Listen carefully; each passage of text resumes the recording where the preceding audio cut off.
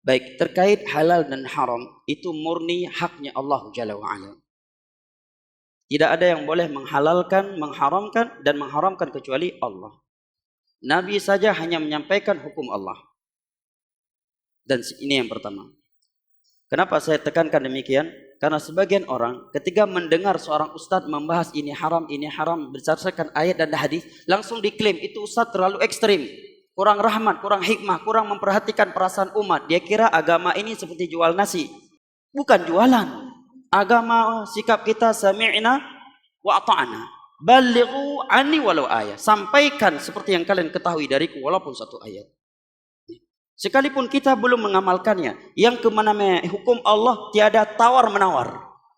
Walaupun kita sendiri menyelisinya, kalau A tetap A, B tetap B, walaupun jenderal yang bertanya, walaupun presiden yang bertanya, walaupun khalifah yang bertanya, hukum Allah yang A tetap A, yang haram tetap haram, yang wajib tetap wajib.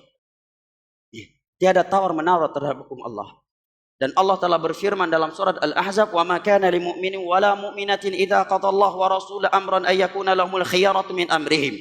Wa man ya'sillaha wa rasulahu faqad dhalla dhalalan mubina." Sungguh tidak pantas bagi seorang mukmin dan mukminah jika sudah ada suatu ketetapan dari Allah dan Rasulnya, dia memilih ketetapan lain, ketentuan lain. Dan barang siapa yang bermaksiat kepada Allah dan Rasulnya, maka sungguh dia telah sesat dengan kesesatan yang nyata.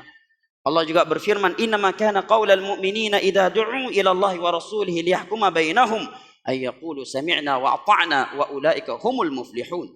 Sungguh ciri mukmin sejati itu adalah ketika dia diajak, diberitahukan hukum Allah dan Rasulnya, dia selalu berkata sami'na wa ata'na. Dua kalimat ini. Sami'na wa ata'na. Jangan kita ganti menjadi sami'na wa tapihna wa kenapana.